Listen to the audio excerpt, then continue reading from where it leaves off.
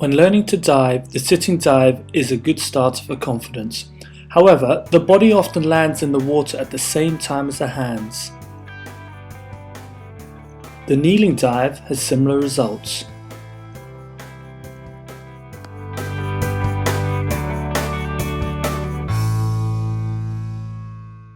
Here we have a non-diver whose natural reaction is to jump when asked to dive.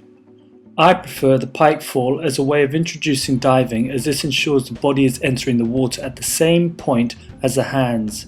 It is also one where you as the instructor can help for both confidence and ensuring a correct body position. Keep the head tucked by placing the arms over the head. With help, direct the swimmer into the water.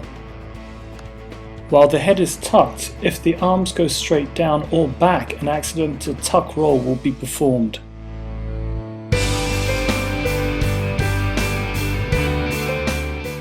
If a tuck roll is likely, help stretch the arms forward when entering the water. Although the knees are still bent, the hands are now entering first.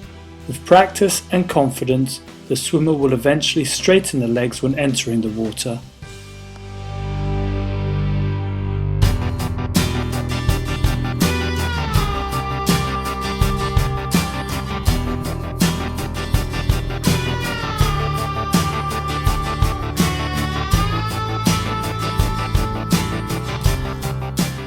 The next swimmer, on their first dive, shows typical signs of head up and stepping into the water.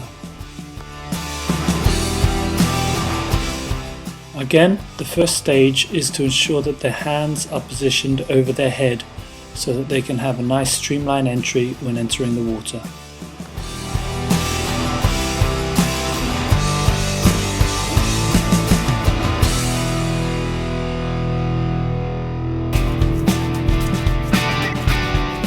As you can see, the fear of entering head first is still counteracted by stepping in or going feet first, and the nervous is shown in the bent arms, the pulling back rather than falling forward, and the moving feet.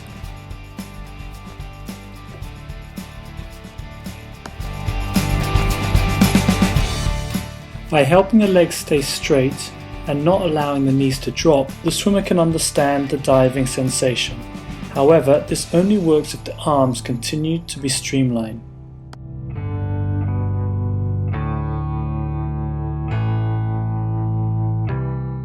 Eventually, instead of holding the knees, you can just give little touches.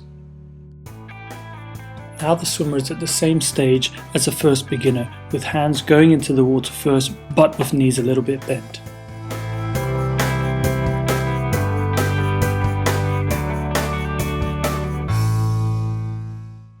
Here is a pike fall, where the legs stay straight when entering the water.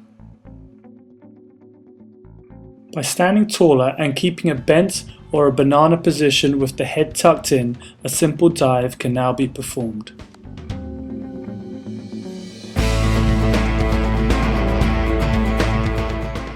In the previous dive, we saw the swimmer entering hands first, with the feet staying on the side until entry. By adding a spring, the swimmer can now dive up and in rather than just in.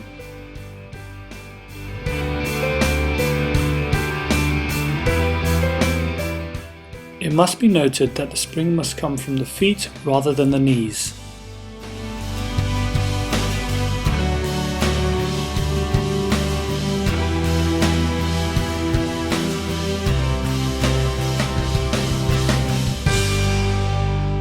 If the spring occurs too late or the knees drop, the projection of the dive will not be effective, as they enter the water flat and too early.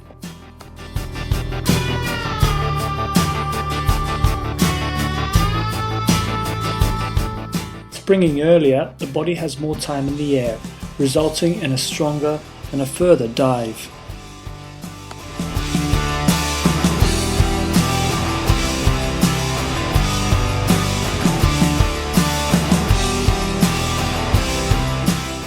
Remember the grip. Not only will this save slipping, but it will also give more power for the spring.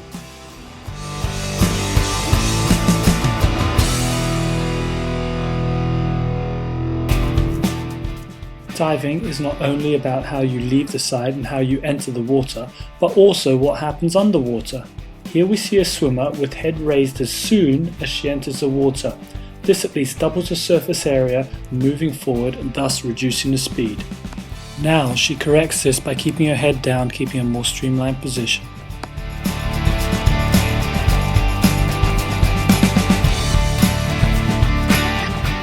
Maintain the same dives when diving from a greater height.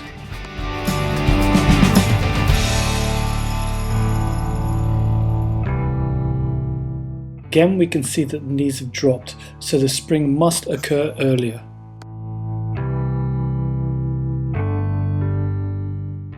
The pencil dive is a good way to practice springing.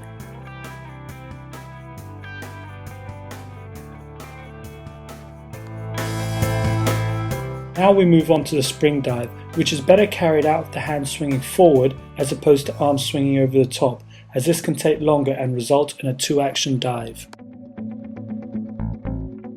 To practice the one-action dive, in other words arms swinging over the head at the same time as springing, squat jumps on the side are sometimes useful. Here we have a swing dive where the arms fail to go over the head, resulting in an earlier and deeper entry. Focusing on arms being thrown over the head can improve this.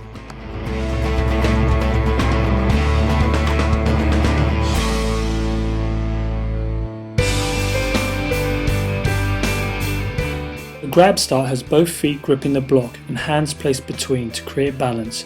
Legs should be slightly bent to ensure pressure in the back of the legs. Fall forward when starting, then spring in one action.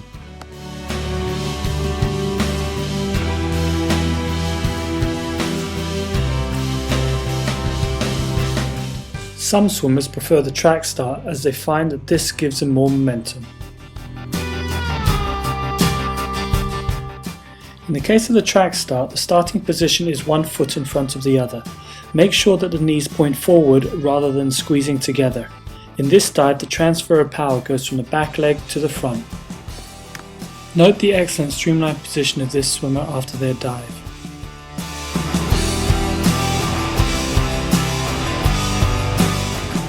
Depending on the stroke, diving can now be practiced with the appropriate start, as shown here with the breaststroke pull-out.